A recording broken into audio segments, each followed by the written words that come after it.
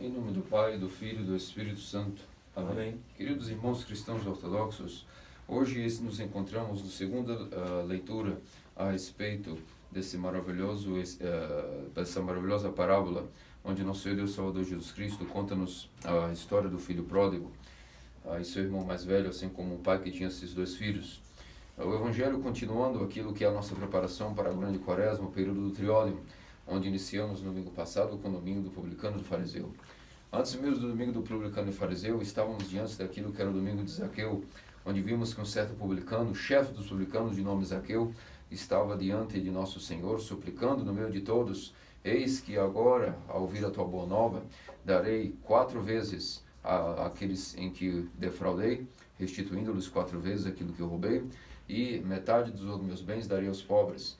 E nosso Senhor disse que eis que hoje esse homem se tornou filho de Abraão, e a salvação entrou para esta casa. Da mesma maneira, nós vimos no último Evangelho, na semana passada, como nosso Senhor Deus Salvador Jesus Cristo explicou-nos sobre uma outra parábola, que existia 2 homens. Um era um publicano e um fariseu. O fariseu subiu ao templo e aparentemente, como todos exteriormente achavam que era um homem justo, não saiu de lá justificado. Mas o publicano, que todos sabiam que era um homem cheio de pecados, o exemplo e sinônimo dos pecadores, voltou para sua casa justificado e não rechaçado por Deus. E vimos que isso se deu devido à oração do fariseu ser uma grande hipocrisia, uma autossatisfação, uma autojustificação, uma oração a si mesmo, como uma adoração de Narciso, e não aquilo que era a auto-humilhação diante de Deus, suplicando a salvação. Para o fariseu, as suas obras eram suficientes e lhe salvariam na sua consciência. Ele era suficiente e não precisava de um salvador. Já o publicano, ainda que era alguém que transgredia as leis, sabia pela Escritura que o único sacrifício que pode agradar a Deus não é vangloriar-se e oferecer boas obras ou virtudes, mas oferecer aquilo que é um coração contrito e quebrantado, ao qual Deus não despreza. E esse homem voltou completamente justificado para sua casa. E, portanto, hoje nosso Senhor, continuando a sequência de parábolas que ele estava contando para os fariseus, a fim de tentar fazer com que eles entendessem que estavam vivendo uma vida de ilusão e que não deveriam se aborrecerem para com o nosso Senhor, que estava recebendo, curando os pecadores. Afinal de contas, diz a Escritura, Deus não deseja a morte do pecador, mas que ele se converta e viva eternamente. Deus tampouco deseja que aquele que está perdido viva para sempre na perdição, mas que volte para o seu caminho e viva. E ao mesmo tempo a Escritura nos diz muito bem, como nosso próprio Senhor e Salvador Jesus Cristo diz, que eis que o sadio, o são não necessita de médico, mas eu mesmo vim para aqueles que estavam doentes, ou seja, os pecadores. É por isso, meus amados queridos cristãos ortodoxos, que hoje nessa parábola, a continuação dessas últimas 2 explanações que nossos santos padres nos deram, tanto no domingo de Zaqueu como no domingo do triódio, a parábola do publicano e fariseu, que abriu para nós as portas do arrependimento nesse período que estamos em preparação à grande quaresma e à Santa Páscoa. Hoje a Santa Igreja nos dá então a parábola do filho pródigo, para que nós também tiremos daí grandes ensinamentos. E quais são os ensinamentos que o filho pródigo nos dará? Esses são profundíssimos, são das mais belas explicações profundíssimas do Evangelho a respeito do qual é a relação entre Deus e os seus filhos, ou o que nós chamamos também os pecadores, que ainda que talvez não sejam dignos de ser chamados de filhos, também são chamados para aquele que é o Pai Celestial, para a adoção filial. Por isso, nós vimos que nessa parábola, nosso Senhor Deus Salvador Jesus Cristo disse-nos que um pai tinha 2 filhos, e esses 2 filhos, um era mais velho, outro era mais jovem. O mais jovem, portanto, resolveu pedir a sua herança. Pediu ao pai para ajustar contas e disse: pai, quero que dês minha parte da herança. E o pai, sendo justo, como todo pai, resolveu dar ao filho aquilo que ele pediu. Não passaram-se muitos dias e esse filho tratou de colocar o pé na estrada a fim de partir para uma terra longínqua, uma terra distante. Depois de partir para uma terra distante, a Escritura disse que esse filho gastou todos os seus bens, malbaratou todos os seus bens, de maneira que gastou tudo e ficou sem nada. Depois uma grande fome nessa região, e ele então caiu em si de que deveria ao menos pedir algum emprego. Pediu um emprego a um dos cidadãos daquela terra distante, e o único emprego que foi lhe concedido foi cuidar de porcos. E como comida, além de cuidar de porcos, foi concedido que ele pudesse comer aquela mesma lavagem de vagens e bolotas que os porcos também comem. Entretanto, por mais que ele se deleitasse naquilo que seria essa profissão, ele percebeu que isso não era uma vida e caiu em si. Voltou para si e percebeu que até os servos do pai dele, os funcionários desse pai cheio de posses, comiam pão em abundância. E o que ele estava fazendo ali? E caindo em si, voltou para aquilo que era a casa de seu pai. Portanto, meus amados queridos cristãos ortodoxos, o que significa esse pai de família? O que significa esses dois filhos? Significa toda a jornada do filho pródigo. E eis aqui que nossos santos teóforos padres nos explicam de maneira profundíssima quais explicações nós temos para o evangelho de hoje. Primeiramente, esse pai é o nosso próprio Senhor e Deus Salvador Jesus Cristo, o próprio Verbo de Deus encarnado. Ele é o pai de família, ao qual tinha dois filhos. Quais são esses dois filhos? Todos a nós, a humanidade. A natureza humana representa esses dois filhos.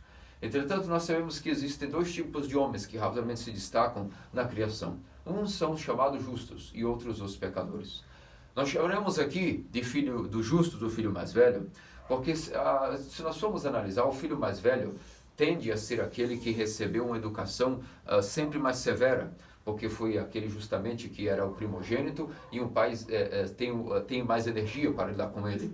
E, portanto, o filho de nossa juventude, o primogênito, sempre é educado com mais rigidez, porque nós estamos ainda muito preocupados de que nossos filhos não cometam os erros que cometemos, temos mais energia, estamos formando nossa família, e quando dizemos que aquilo que é antigo, naturalmente sempre é aquilo que é mais tradicional, mais conservador, que tenta guardar mais aquilo que é o ensinamento do seu pai.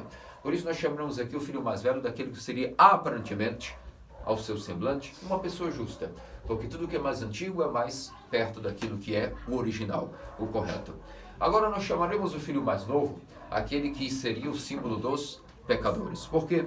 Porque todo filho caçula sempre é um filho que mais nos dá problemas. Em geral, os filhos caçulas são aqueles que já foram tidos pelos pais mais em idade, os pais já não têm tanta energia quanto tinham quando criaram os primeiros filhos, e, portanto, sempre são os mais problemáticos muitas vezes. São os inovadores, os rebeldes, os que contestam a autoridade do pai, os que receberam mais amor e carinho, porque como são os filhos mais jovens, são aqueles que os pais tentam dar uma maior condescendência, sabendo que serão os últimos, serão o último esforço de sua vitalidade em gerar filhos, está naquele caçula, e portanto todos os pais acabam por tratar os filhos mais jovens de uma maneira um pouco mais condescendente, devido à sua falta de energia, devido à velhice, ou também porque já amadureceram, tornaram-se pessoas já mais compassivas, misericordiosas, e portanto acabam emocionalmente sendo um pouco mais fracos na energia para com o filho. Então o filho caçulo, o filho mais novo, sempre é dito como um inovador,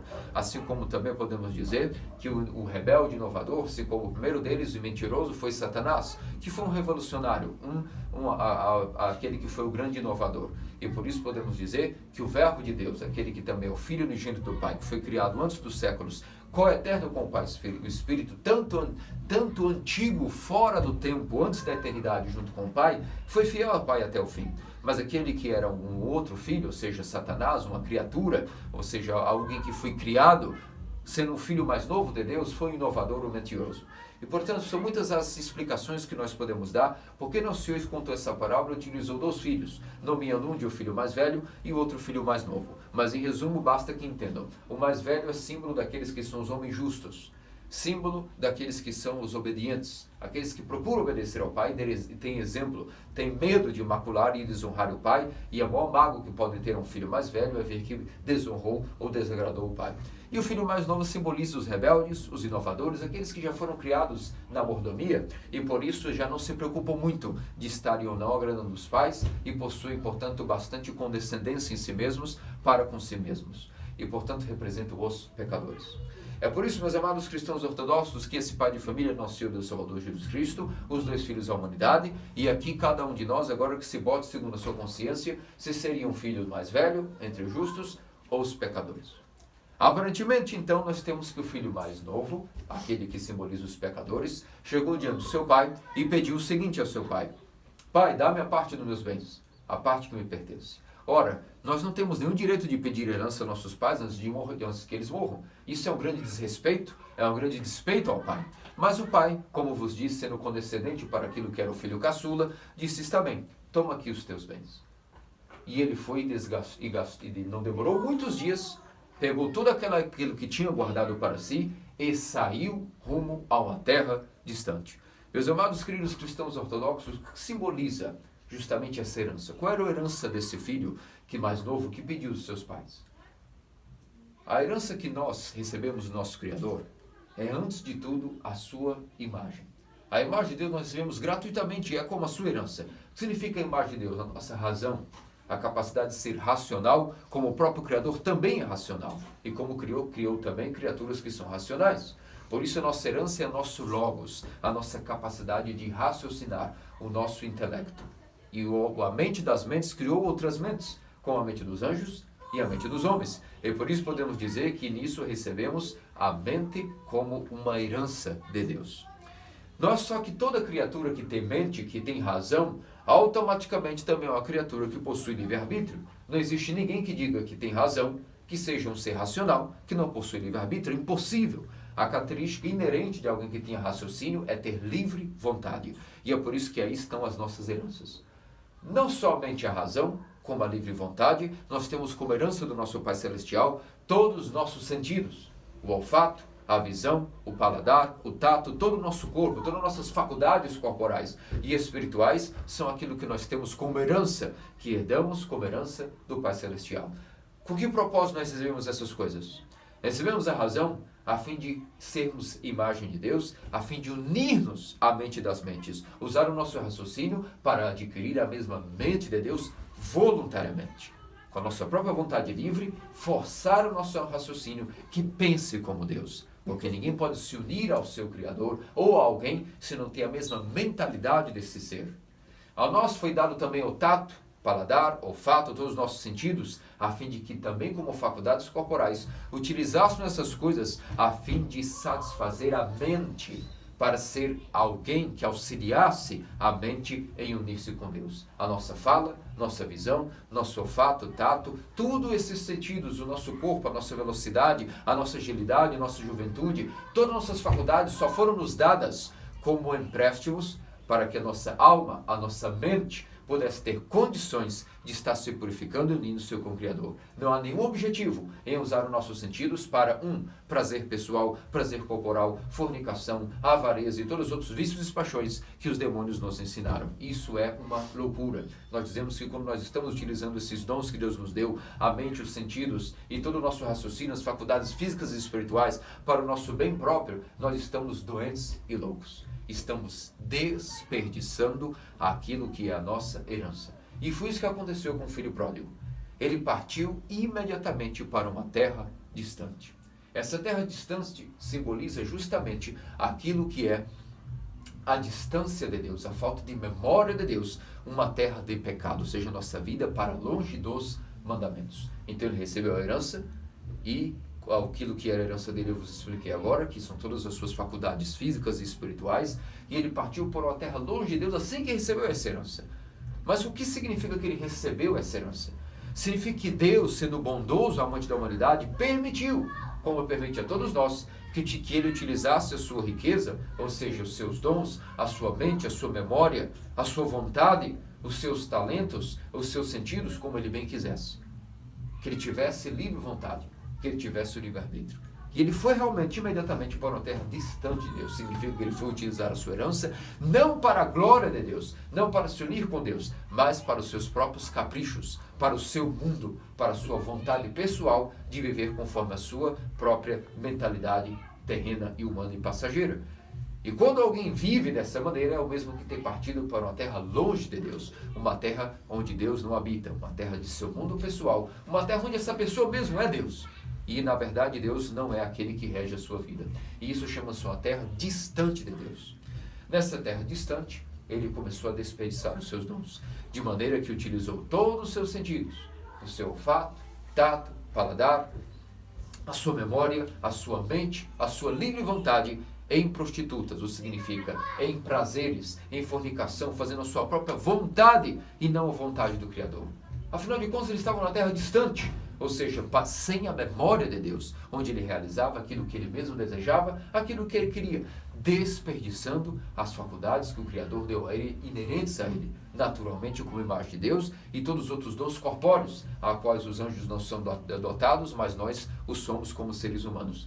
Isso simboliza que ele gastou sua fortuna, sua herança com prostitutas, ou seja, com prazeres e paixões e vícios. Gastou porque prostitutas não são baratas. Significa que ele também era amante do prazer e da avareza e de todas as outras paixões que aqui são simbolizadas em jogos, em todo tipo de fornicação e prazeres e entretenimentos sem sentido.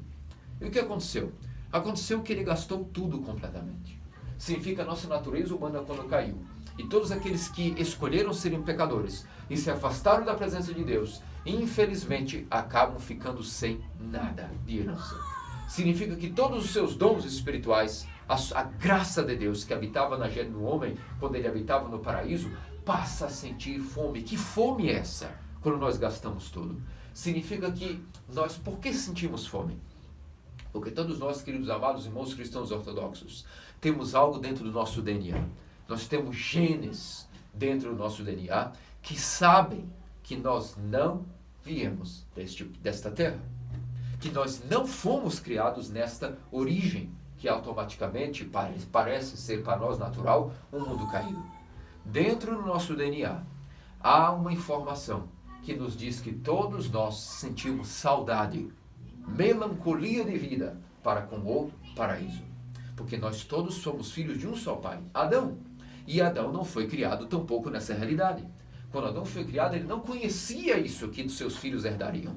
Ele não tinha nem ideia do que ele mesmo iria encontrar quando caísse do paraíso, e não foi isso que Deus projetou para ele. É por isso que todos nós temos uma certa fome. Quando a natureza caída mal barata e desperdiça todos os seus dons, ela tem a primeira coisa dentro de sua própria consciência, a noção de fome. Fome de quê? Da saudade do paraíso. Onde percebe que toda a nossa realidade aqui é uma grande ilusão, é uma grande mentira, é uma loucura. Vemos por a realidade opaca, como diz São Paulo, e só pessoas loucas e não inteligentes dedicam a sua profissão número 1 para dedicarem-se a esta vida ou ter sucesso nesta vida. Alguém que dedique-se a esta vida é alguém que realmente está completamente pródigo daquilo que é a verdadeira vida em Deus. E isso foi o que aconteceu com o filho pródigo. Ele desperdiçou seus bens, acreditando que a vida era aquilo que ele havia decidido para ele. Mas ele sentiu fome, porque toda aquela região teve fome. Significa que o mundo caído tem fome de Deus. É impossível que no mundo caído haja a graça de Deus. É impossível que quando nós desperdiçamos nossos dons, a nossa energia, a nossa memória, os nossos sentidos, é impossível que nós venhamos a saciar-nos com a graça de Deus. É impossível. Mas a fome, porque no nosso gene, no nosso DNA, isso está escrito, que nós não nascemos para essa realidade, que nós não estamos cumprindo o desígnio no qual nós fomos desenhados e projetados nesta vida. E por isso a grande fome nessa região distante de Deus. E a primeira coisa, quando um homem cheio de paixões, que malgastou os seus dons, numa região de fome, tem a fazer, é pedir emprego a quem? Aos cidadãos desta mesma pátria. Quem são os cidadãos desse mundo caído? Os demônios, meus amados, queridos cristãos ortodoxos. Eles são que fundaram esse mundo caído. Eles são os cidadãos. E quando nós sentimos fome de Deus e olhamos para o lado, para a esquerda, para a direita, para cima e para baixo, e percebemos que nada vai nos saciar, o que acontece em nós? Uma terrível tragédia. Sabendo que a graça de Deus não existe para nós, e é impossível que possamos voltar a Deus numa terra distante do próprio Deus, fora do paraíso, nós corremos, rebeldes e desobedientes que somos, e fora de si, porque daí não estamos falando de ninguém que buscou arrependimento, estamos falando de uma pessoa que está na terra longe de Deus. Ela busca emprego com cidadãos desse mesmo país. E quem são os cidadãos dos demônios? E os demônios vão empregar essa pessoa para que supostamente ela possa saciar a sua fome pela graça de Deus ou pelo paraíso. Quais são essas profissões que os demônios darão para que nós nos sustentemos e saciemos a nossa fome? Mais vícios, mais paixões, mais prazer, de uma maneira muito pior do que nós estamos até antes acostumados. E é por isso que nós vamos nos afundar em mais pecado, em mais abominação, em mais desolação. E o que vai acontecer? Isso não vai nos saciar, porque os demônios são seres espertos e bastante inteligentes e astutos. E quando eles nos vendem essa profissão de cuidar de porcos, ou seja, viver de vícios, a fim de supostamente nos consolarmos da ausência da graça de Deus, achando que o prazer nesta vida nos saciará mais um pouco, é uma grande mentira. Nós comeremos mais vícios, mais prazeres, mais mulheres, mais dinheiro, mais toda a nossa própria vontade, e nós só estaremos mais e mais vazios. E essa é a profissão de cuidar de porcos. Alimentar as pessoas e o próximo com paixões. Porque alguém que cuida de porcos, não só ele está praticando os vícios e as paixões desses co-cidadãos desse país que os empregaram com os vícios e paixões. Ninguém pratica um vício sozinho. Uma pessoa que pratica um vício, ele também automaticamente ensina a outra pessoa ao próprio vício. É por isso que as paixões, ninguém pratica uma paixão sempre sozinho. Sempre ele encontrará alguém, ou outras pessoas, ou um grupo de pessoas, ou um país, uma cultura, uma nação, uma época, uma geração, que também praticam iniquidade. E dessas pessoas ele vai aprender essa profissão de iniquidade e vai também ensinar outros a também praticarem essa profissão. Cuidar de porcos, que é servir aos demônios, trabalhar para os demônios, ensinando vícios e vivendo de vícios, ensinando paixões e vivendo de paixões. Mas quando nós vamos tentar nos alimentar dessas paixões, o que acontece conosco? Simbolizadas aqui pelas vagens e pelas bolotas que os porcos comem. Acaso alguém pode se saciar disso? Alguém pode ter estômago para viver disso toda a vida? Não. E aí que há alguns que automaticamente olham para dentro de si e percebem que continuam com fome, continuam famintos, continuam completamente desgastados pelas paixões que não saciam ninguém. Porque quanto mais nós praticamos as paixões, nós percebemos que elas não nos saciam a alma. Porque a única coisa que pode saciar a alma é Deus. A única coisa que pode trazer felicidade e saciedade da alma, enchê-la, é o próprio Deus. Mas os demônios vendem os vícios e as paixões. E nós percebemos que conforme passam os anos, a nossa alma está sempre abatida, sedenta, faminta, e um vazio tremendo aumenta. Conforme mais nós nos debruçamos nas paixões, tentando saciar-nos, mais vazio aumenta, mais um oco terrível nasce dentro de nós. E aí alguns chegam à seguinte conclusão: caem em si dizendo, voltam a si. Como o filho pródigo diz que voltando a si, refletiu. O que significa voltar a si? Que quando a nossa mente, que estava escravizada pelos sentidos e as paixões, volta a si, ou seja, ela volta a governar sobre os sentidos, nem que seja um segundo, e passa a meditar e refletir segundo a razão, ela reflete o seguinte: apenas os servos e funcionários de meu pai, eles jazem em pão abundante, e eu, que sou filho, estou aqui diante de lavagem de porcos. Isso significa, meus amados queridos cristãos ortodoxos, quando uma alma cai no arrependimento, finalmente volta a si e, portanto, reflete sobre a memória de Deus e de seu Pai Celestial. E de como é que os seus irmãos estariam vivendo, por exemplo, na igreja, na paróquia, na catedral, nos mosteiros, os anjos no céu, ou até mesmo os catecúmenos. Porque nós que somos batizados, revestidos de Cristo, temos acesso aos santos dons, até mesmo quando caímos no pecado, sabemos que os catecúmenos não são cobrados como nós somos, porque nem mesmo o batismo ainda tem. E, portanto, são servos contratados, que ao menos possuem o ensino da palavra de Deus e suas consciências estão sendo cobradas conforme a força que possuem, não conforme a graça que nós batizados recebemos. E pensamos, bom para eles, nem batizados são, mas estão recebendo o catecismo, o catecumenato, os sermões, e estão tranquilos, lutando pelo arrependimento. E eu, que sou batizado, sou filho, estou desperdiçando toda a minha riqueza em bens que não vão me trazer nada. E isso inicia-se um processo de arrependimento. Porém, se vocês analisarem a leitura do Evangelho, o processo de arrependimento não baseou-se em meditações emocionais do filho pródigo. Ele não apenas refletiu, como será que vive meu pai? Oh, que saudade tenho de meu pai. Isso foi apenas um pequeno raciocínio, onde a mente voltou a governar o Logos. A mente voltou a governar aquilo que é a razão interior do homem e os sentidos. Mas ele automaticamente adicionou a essa meditação uma ação. Ele levantou-se do lugar onde estava, saiu do país distante e voltou andando e caminhando para a casa do Pai. Significa, meus amados queridos irmãos cristãos ortodoxos, que o arrependimento não significa apenas desejo de Deus. Isso é bom, desejar a Deus quando estamos completamente desperdiçados nas nossas heranças das virtudes e na terra dos demônios, nas paixões. Meditar sobre Deus é bom, mas não é nada suficiente.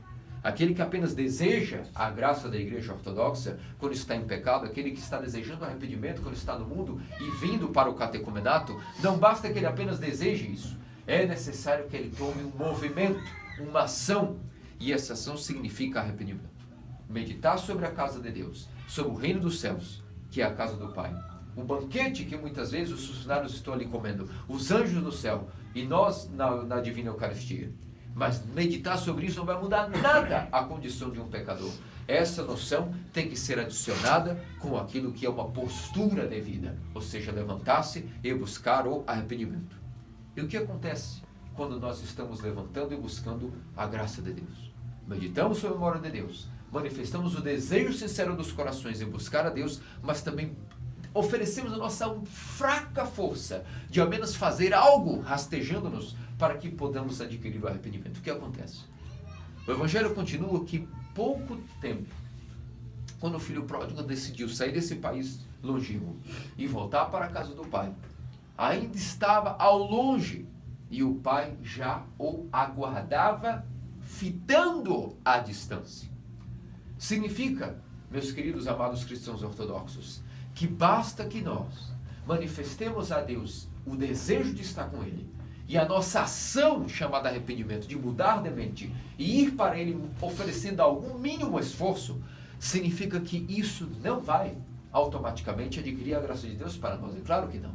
A graça de Deus não virá fácil. Fácil foi perdê-la. Adquiri-la é dificílil. Entretanto, nosso pequeno esforço, a nosso pequeno gesto mínimo de nos esforçarmos para voltarmos a nós mesmos e ir até a casa do Pai, um passo que demos a Deus real e arrependimento, 99 passos Deus fará em direção a nós. Porque nós logo veremos que a força não virá de nós para conseguir voltar à casa do Pai. Nós nem temos essa força. A única coisa que vamos oferecer, que seremos capazes de oferecer a Ele, será o desejo de estar com Ele e um pequeno esforço e alguma atitude em esforçarmos para voltar para a comunhão do Pai. Mas isso não irá significar nada. Ao longe é o nosso Pai Celestial que já nos observava com amor e total paciência. Não havia se esquecido de nós. Estava aguardando pacientemente o momento oportuno onde nós iríamos oferecer o desejo, o pequeno esforço de estar com Ele. E para esse pequeno passo que demos, 99 passos Deus faz para nós. E então, quando mal estávamos chegando rastejados, nus, desprovidos de qualquer tipo de veste, tendo desperdiçado toda a nossa riqueza, até mesmo não tendo nem um sapato nem uma sandália a caminhar, sujos pela imundície do pecado, nosso Pai já estava nos olhando, significa o nosso Pai Celestial. Não se esqueceu que tinha um filho, mesmo esse filho tendo pedido a herança e abandonado. Esse Pai Celestial nunca, nem um dia sequer, esqueceu-se daquilo que era a alma do pecador e o nome que lhe foi dado no batismo. Mas, aguardando pacientemente o dia e a oportunidade, estava aguardando o filho ao longe para dizer: eis que o meu filho estava morto e reviveu, perdido e foi encontrado. E corre para encontrar esse filho ainda longe de sua própria propriedade. Abraça-o e beija-o com o ósculo da paz. E depois agarra-o pelo pescoço e o banha de beijos. O que significa isso, meus amados queridos cristãos ortodoxos? Que nosso Pai, nosso Senhor e Deus Salvador Jesus Cristo, o Pai desses dois filhos, o Pai da natureza humana, não julga-nos conforme a sua justiça, mas segundo a sua compaixão e misericórdia. Significa que o nosso Pai Celestial, por acaso, nos receberá quando voltarmos do pecado, dizendo: agora acertaremos as contas. Como você me desonrou, como você ficou longe de mim todo esse tempo, trataremos agora de 1. Nem me chame de pai. 2. Acertemos as contas primeiro. Ou melhor, nem considere-me digno de receber em minha casa porque você me envergonhou. É assim que o nosso Pai Celestial trata-nos? Quando sinceramente buscamos o arrependimento e a compaixão? É claro que não. Antes mesmo de nós sermos capazes de concluir o arrependimento, que é impossível sem a graça de Deus, basta que oferecemos o nosso pequeno desejo e nosso pequeno esforço de mudança de coração e de mente. É Deus quem corre para nós, adiantando-se, como nos ensinam nossos santos padres. Deus possui uma infinita pré-antecipação, pré-meditação, para com cada homem pecador, e apenas está aguardando o momento oportuno de salvá-lo. E assim o recebe com um beijo.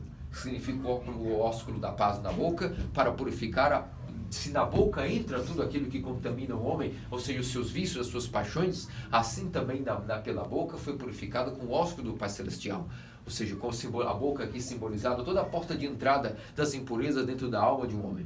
Depois ele toma-no pelo pescoço, beijando-o, agarrando-o, e coloca nele aquilo que seria uma veste, primeiramente, um manto, e pede aos servos contratados: tragam-me rapidamente o manto. Esses servos simbolizam os sacerdotes, os anjos que restituem todos aqueles que estavam desprovidos da graça de Deus, seja o catecúmeno, ou seja um batizado que caiu da graça de Deus. Rapidamente os anjos e os sacerdotes restituem àquele que quer o arrependimento a veste batismal, ou seja, uma nova graça é concedida à pessoa quando ela confessa e se arrepende e comunga dos santos mistérios. Ela recebe novamente o manto batismal, uma vez que tinha havido desperdiçado as suas faculdades físicas e espirituais, estava nua da graça de Deus, recebe novamente a veste do batismo intacta. Se já era batizado, não é que receberá uma nova veste, porque ninguém recebe um novo batismo, mas a sua veste, que estava completamente rasgada e suja, imunda, ou praticamente só em farrapos, será reconstituída. E aquele que era catecúmeno finalmente receberá a limpeza de seus pecados pelo meio da regeneração, que receberá a veste batismal. Depois, aquele que se arrepende, também foi dito aos servos contratados: coloque um anel no dedo. O que significa esse anel no dedo? Significa a graça, o selo do Santo Espírito, simbolizado pelo sacramento do crisma, onde todo aquele que também confessa os seus pecados, automaticamente recebe os sacerdotes a nova graça do Espírito Santo rodando dentro do homem através do crisma, do selo do Espírito Santo, que novamente será infundido nesse homem pela graça do sacramento do arrependimento, e assim a graça de Deus voltará a reinar e rondar as profundezas desse homem e todo o seu ser. Depois foi dito: eis que coloquem sapatos em seus pés. Significa a graça de agora, que quando o homem é revestido da graça de Deus após a vida de pecados, tendo desperdiçado a sua vida em terríveis paixões, agora receberá uma proteção extra, através da própria experiência, uma proteção chamada os sapatos, para pisotear os seus próprios pecados aparentemente inocentes. Mas não existe pecado inocente, não existe essa noção catedrática de pecado venial, pecado mortal. Todos são pecados mortais. Os pequenos pecados que aparentemente as pessoas não veem que nós cometemos, nós chamamos de escorpiões. E todo homem que está calçado de sapatos tem como esmagar e pisar escorpiões. Mas também não são as serpentes, que são os pecados públicos e gravíssimos, que toda a sociedade vê quando nós cometemos, e são pecados públicos. Há esses dois níveis de pecados que são graves em igualdade e levam o homem à perdição. Nós ganhamos a graça de Deus para ajudar-nos a pisotear esses demônios, essas paixões, através dos sapatos que simbolizam a proteção de Deus. Depois disso, foi dito aos funcionários: matem um novilho engordado com trigo, com cevada, e banqueteemo-nos e festejemo-nos, porque esse meu filho estava morto e reviveu, estava perdido e foi encontrado. Queridos amados cristãos ortodoxos, simboliza esse novilho gordo. Esse novilho é o próprio Cordeiro de Deus, a própria Eucaristia e os santos mistérios, que todo aquele que chega arrependido, confessa, recebe novamente a sua veste batismal, recebe novamente a graça do selo do Espírito Santo e corre para comungar os santos dons. Na Eucaristia, o novilho é morto, é sepultado e ressuscita para que o comunguemos. E esse banquete chama-se a Divina Eucaristia, ou o Reino dos Céus, onde todos os santos anjos estão presentes e nós podemos banquetear-nos com a Divina Eucaristia, comendo o novilho engordado com grãos. Por que o novilho engordado com grãos? Porque o Cristo é o Cordeiro de Deus. Ele nos prometeu que a sua carne é o que dá a vida eterna. E embora nós olhamos o sacramento, não vemos a aparência de carne, vemos a aparência de um pão. É por isso que dizemos que é um novilho, ou seja, um cordeiro, que é oferecido em sacrifício, mas engordado com citos, do grego, que quer dizer com um tipo de cevada, ou seja, um tipo de cereal. Porque realmente os novilhos que são pedigree são alimentados com cereais de alto valor proteico e energético. Assim também dizemos que o novilho gordo, o novilho sem mácula, que foi oferecido em sacrifício, como aparece para nós na forma de pão, e é um mistério, dizemos que é o novilho, ou seja, é carne, sabemos que é carne pelo mistério, oferecido em sacrifício, mas como nós vemos a aparência do mistério visivelmente em forma de pão, dizemos que é o novilho engordado com trigo. E esse é o nosso Senhor e Deus Salvador Jesus Cristo.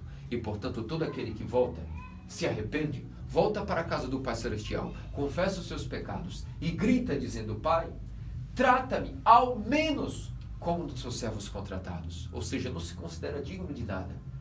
Se humilha em arrependimento a ponto de se considerar abaixo de todos os servos da Igreja Ortodoxa, abaixo de todos se coloca como o primeiro dos pecadores. A este é encontrado não castigo, não punição, não acerto de contas, mas a graça aberta e gratuita do arrependimento. Pai, trata-me apenas como dos servos contratados, pois pequei contra o céu e contra ti. A confissão, o oferecimento de um coração contrito e quebrantado, a qual Deus não despreza. E a escuta do Pai Celestial que diz: vem, coloquemos em ti um anel no teu dedo, uma nova veste, e matemos o novilho e banquetemos. É isso que nós encontramos para aquilo que é o pecador arrependido. Entretanto, meus amados queridos irmãos cristãos ortodoxos, essa é apenas a metade de uma história, que até aqui parece ser cor-de-rosa, uma história de arco-íris e com um final feliz. Mas essa história não acabou aqui. E aqui nós estamos apenas na metade da parábola de hoje, que está longe de terminar, está longe de dar-nos profundos ensinamentos. Os profundos ensinamentos ainda estão por vir. E agora vamos para a metade da parábola. O filho mais velho até agora não era um protagonista, não apareceu nessa parábola. Ele estava apenas no campo. Significa que ele estava no campo, que ele não abandonou nunca a terra do pai.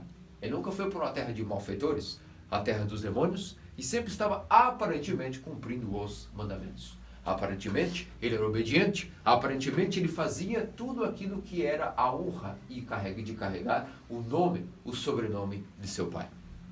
Mas quando ele vem no campo, ou seja, trabalhando para o seu pai na terra dos mandamentos, o homem justo, por sinal, ele se depara com aquilo que era um banquete.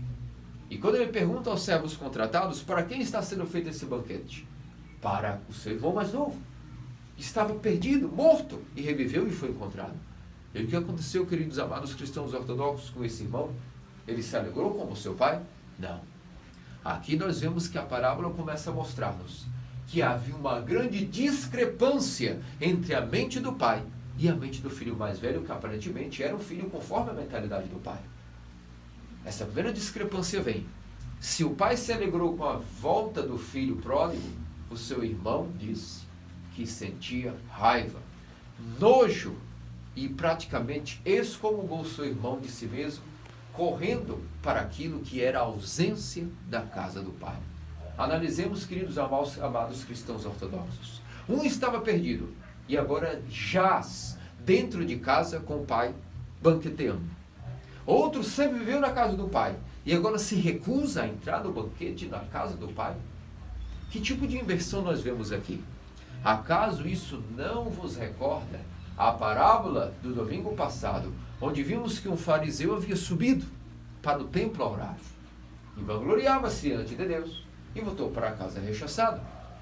Outro nem mesmo dignificava-se entrar dentro do templo, mas de longe se erguer os olhos a Deus, longe do altar clamava: ó Deus, tem misericórdia de mim, porque pequei contra o céu e contra ti, desperdicei teus pecados em uma vida ladina. Esse pode muito bem ter sido Zaqueu, o chefe dos publicanos. Mas esse, amados queridos cristãos ortodoxos, esse publicano que vos apresento aqui, é nada mais nada menos que o filho pródigo. Ele era o publicano, que semana passada rezava e gritava: ó Deus, Pai Celestial, peguei contra o céu e contra ti, e não sou digno mais que nem me chames teu filho. Trata-me apenas como meus servos contratados. Dá-me apenas o pão que os servos comem, apenas o ensino, só de ouvir a tua palavra de vida eterna já estará bom para mim. Mas o Pai Celestial ouviu essa oração, se compadeceu e não rechaçou o seu filho, mas o trouxe esse publicano, chamado filho pródigo, o filho mais novo, que era o publicano, e disse: vem porque tu estavas morto e reviveste, estava perdido e foste encontrado. E isso é uma alegria para mim, porque eu sou o Pai Celestial, eu sou o teu Salvador, e há mais alegria no céu quando uma ovelha que estava perdida caiu e voltou, do que 99 que nunca deixaram o nosso redil. Amados queridos irmãos cristãos ortodoxos, atentemos para isso. Aquele que era o filho pródigo está dentro da casa do pai, banqueteando-se com ele, sendo um publicano, um pecador. Mas o filho mais velho se enraiveceu e quando ouviu aquele banquete, o pai resolveu averiguar por que ele não entrou para o banquete. E saiu e suplicou, dizendo: entra, meu filho, porque teu irmão estava morto e reviveu, estava perdido e foi encontrado. E o filho foi tomar satisfação com o pai, dizendo: todos esses anos eu te servi e nunca desperdicei a tua herança, nunca te pedi nada e só te servi todos os anos. E agora este teu filho, esse filho que é teu, chega e tu matas um novilho gordo para ele e dás um banquete. E o pai tenta ainda explicá-lo, não devendo explicações porque é o pai de família, mas sendo bondoso diz: filho, tudo que é meu é teu. E ele diz: todos esses anos tu nunca me deste nem um cabrito para que festejasse com meus amigos. Amados cristãos ortodoxos, por que esse diálogo? Perguntemos por que o fariseu não se alegrou com o pai. Aparentemente passou todos os anos com a mesma mentalidade do pai. Aparentemente. Mas aqui parece que é uma discrepância muito grande também do pai e desse filho. E parece que eles não estão de acordo com as coisas e que, portanto, não possuem a mesma mentalidade. Quem são esses amigos que o filho pródigo disse que nunca o pai havia dado ele um cabrito para festejar com seus amigos? Sabe qual era a profissão do filho mais velho, queridos amados cristãos ortodoxos? Ele era um membro da seita dos fariseus. E é por isso que ele diz: tu, Pai Celestial, nunca me deste esses pecadores, para que eu, fariseu, julgue eles, e com todos os outros fariseus, religiosos, beatos, pietistas, moralistas de toda a minha religião e do mundo, julgasse e colocasse o dedo nos pecadores. Por quê? Porque eles sabem em sua consciência que Deus jamais permite que um homem sente o seu trono para julgar ninguém. Só Deus é Deus, e só Deus julga um homem. Quando o homem julga um outro homem, esse homem já está condenando-se, porque com a mesma medida que julgar, será também julgado. E quem de nós, se julgar alguém conforme tal, qualquer pequena medida que seja, aguentará quando essa medida for colocada para nós? Porque se nós quebrássemos um só fio da lei, pequeno ponto da lei, significa que nós quebramos toda a lei. Quem poderá então colocar-se no trono e julgar o seu próprio irmão? É uma loucura. E, portanto, meus amados queridos cristãos ortodoxos, vemos que o filho pródigo era um publicano, que foi aceito na casa do pai, está banqueteando com ele, está no reino dos céus. Mas o fariseu, o filho mais velho, foi rechaçado por Deus. Não que Deus o expulsou do banquete do reino dos céus. O próprio filho mais velho rechaçou-se. E quando nós vemos que o nosso Pai Celestial alegra-se com os pecadores, e em nós nasce raiva, tem um nome para isso. Chama-se o estado chamado inferno. Não há nada pior a um religioso, a uma pessoa que se crê justa, do que quando ela vê que pecadores possuíram o arrependimento e o reino dos céus. É um estado infernal. E é esse o local que foi preparado para aqueles que não terão compaixão e misericórdia. Significa que todos esses anos, o filho mais velho seguia o seu pai apenas por uma autossatisfação. Aquela maldita doença religiosa que nós vimos no domingo passado, que chama-se o mal da autojustificação. Crer-se justo, acreditar que as obras salvam. É por isso que o filho mais velho, sendo membro da seita dos fariseus, diz: todos esses anos eu fiz o que tu me mandastes. Eu tenho direito e nunca te pedi nada. Que direito? Que direito? Tu sempre fizeste a tua obrigação. Por isso diz: filho, o que é meu é teu. Significa tudo o que fizestes, tu és o meu filho e eu sou teu pai. Significa não fizeste mais que a tua porca obrigação. Como vens agora me cobrar que eu vá rechaçar o teu irmão? Afinal de contas, ao contrário, teu irmão estava morto e reviveu, estava perdido e foi encontrado. Portanto, esse mesmo fariseu se colocou rechaçado por Deus. Não que Deus o rechaçou, ele vivia um estado infernal que chama-se separação voluntária de Deus. Porque Deus não se separa de ninguém. Nós nos separaremos de Deus caso escolhemos o inferno na hora do juízo. Escolhamos o inferno na hora do juízo. É por isso, meus queridos amados cristãos ortodoxos, que essa parábola é densa, é profunda, e é o que a igreja está apelando-nos para ensinar-nos a preparar-nos para a grande quaresma. Ensinar-nos que finalmente é que nós estaremos fazendo daqui a 2 domingos, quando entrarmos naquilo que é o domingo do início da quaresma. Como oferecer um verdadeiro jejum a Deus? Como oferecer uma verdadeira prostração a Deus? Como oferecer jejuns longos, orações, prostrações? Se nós entrarmos na quaresma como touros sedentos por uma autojustificação, como autossatisfação, crendo que a quaresma são as nossas prostrações, são os nossos jejuns. E que quanto mais jejuarmos, quanto mais fizermos prostrações, algo que é a nossa obrigação, não se pode passar a quaresma sem jejum, sem prostrações, sem orações extras, mas há um grande alerta nessa parábola. Não passem a quaresma achando que as suas orações, os seus jejuns, as nossas orações e nossos jejuns, as nossas vigílias longas, é o que nos fará pessoas melhores. Claro que não. Isso é um meio para que nós cheguemos dignos da Santa Páscoa. É um meio de vida, um modo de viver, não é um fim. Em si mesmo não tem valor nenhum jejum e oração se for apenas para autossatisfação de si próprio, autojustificação de si próprio. Não é a nossa oração, o nosso jejum, nada disso nos faz pessoas melhores. Isso não ativa em nós nada.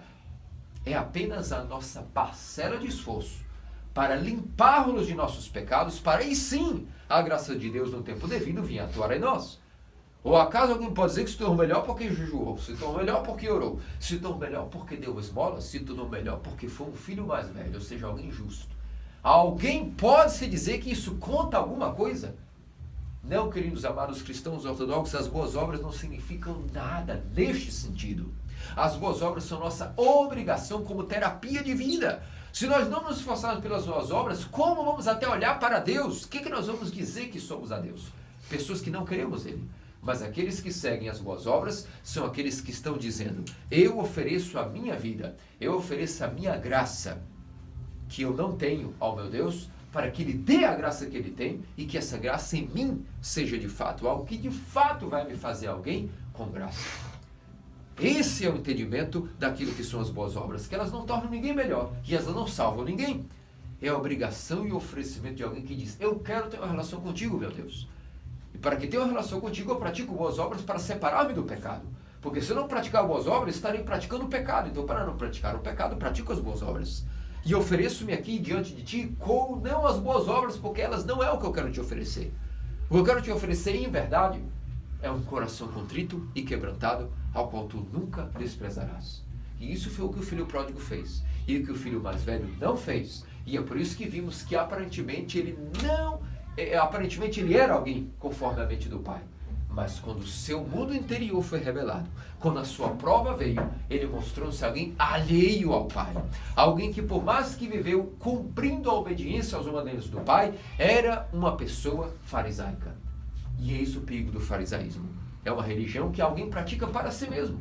Um narcisismo religioso, ao qual o Deus que a pessoa oferece as boas obras é Ele mesmo, para que se crer alguém melhor, alguém bom. Mas esquecemos-nos nesse ponto que só Deus é bom. E não adianta que nós oferecêssemos toda a lei e os profetas a Deus. Só Cristo os cumpriu. Só Cristo é capaz de cumpri-los em nós. E nós apenas poderemos oferecer um coração contrito e quebrantado. É esse o nosso modo de vida ortodoxo. O arrependimento. É por isso que a quaresma, antes de chegar, tem que estar bem nítida em nossos olhos para que não caiamos em farisaísmos religiosos. É por isso que essa última semana nem jejuamos nas quartas e sextas, para assimilarmos que não somos fariseus, não é o jejum em si mesmo que salva. Ele é o meio. É uma terapia, assim como a oração e as prostrações e as longas vigílias e as liturgias que se aproximam daqui a 2 semanas. Portanto, nós sejamos como o filho mais velho, que aparentemente se mostra um ortodoxo, mas na verdade é um fariseu. Na verdade, pratica as boas ações, as orações, e comunga os santos mistérios, e confessa os pecados, e frequenta a igreja apenas para si mesmo, crendo que isso fará dele uma pessoa melhor. Que isso o torna uma pessoa boa, conforme ele faz caridade, conforme ele ajuda as velhinhas, as viúvas, os órfãos, os estrangeiros, que isso na verdade o torna alguém melhor. E isso vai mostrar que quando então vem um pecador, que não faz nada de bom, mas nós acolhemos essa pessoa na igreja ortodoxa, essa pessoa vai se aborrecer conosco. E vai apontar o dedo e vai embora da igreja, como acontece muitas vezes.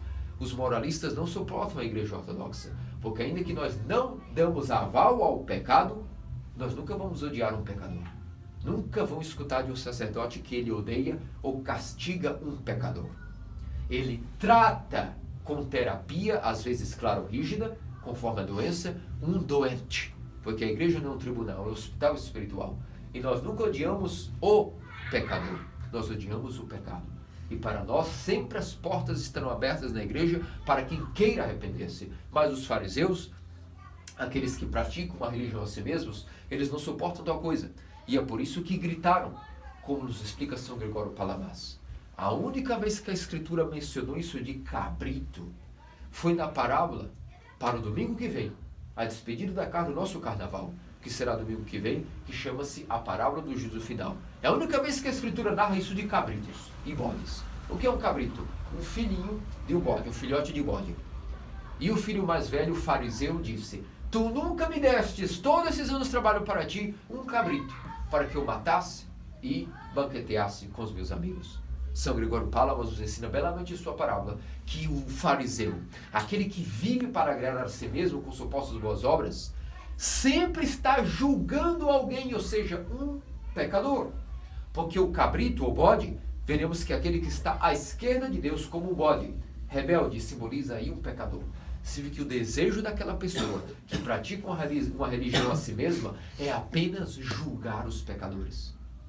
E ele sabe que Deus jamais vai dar isso a ele. Jamais Deus dará a condição de alguém julgar um pecador. Ao contrário, nós temos que julgar a nós mesmos, acusando-nos nós de pecadores. E deixar que Deus tenha misericórdia para de nós e de todos. Como eu vos dizia a respeito do domingo passado, um certo monge, certa vez, para que tenha noção da gravidade disso, apenas quando foi contada a ele sobre a gravidade que o irmão havia pecado, ele só suspirou e comentou com outro irmão: ui, que terrível! E só por isso, automaticamente, um anjo apareceu para ele e lhe levou para ver a alma da pessoa que ele estava julgando, de um pecador que estava morrendo naquele momento. E disse: monge, então essa pessoa agora está em suas mãos. Para onde ela vai? Para o céu ou para o inferno? Apenas pelo fato de ela ter ouvido a queda de um outro irmão, ele ter suspirado: ui, que terrível! Automaticamente um anjo desceu do céu, levou ele para adiante de uma alma que estava naquele momento falecendo e disse: ele irá para o céu ou para o inferno?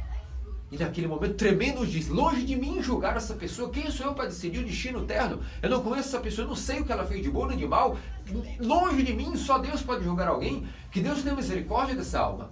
E hoje disse: pois bem, que aprenda a lição, porque como você estava agora julgando o irmão que havia cometido algo e você gritou: ui, que terrível, talvez então você queira agora estar em suas mãos o julgamento desta alma. E ele aprendeu para sempre a lição e a partir daí ele fabricou uma apotégima para si. Nunca mais proferiu uma só palavra. Praticou uma vida de silêncio até o fim da vida para não cair na tentação de julgar ninguém, ao menos com as palavras.